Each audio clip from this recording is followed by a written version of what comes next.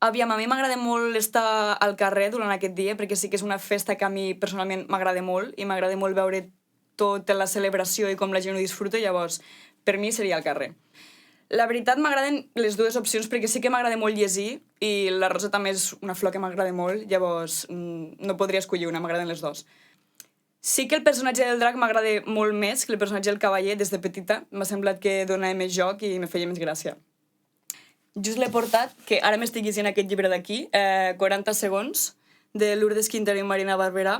És un llibre que tracta sobre el tema del capitalisme al món i com això afecta la societat.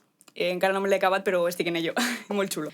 Jo aquests dies estic escoltant molt el nou disc de la Maria Jaume, Santo Domingo Forever. És brutal, m'agrada moltíssim i estic segura que el dia de la diada l'escoltaré.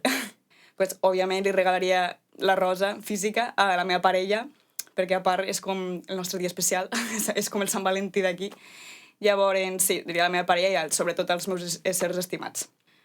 Bueno, tornant a lo que he dit a la primera pregunta, sí que és un dia que m'agrada molt estar al carrer, disfrutant de la festa i estar rodejada de gent, sobretot pues, éssers estimats, amics, família, llavors diré que al carrer, disfrutant de la festa.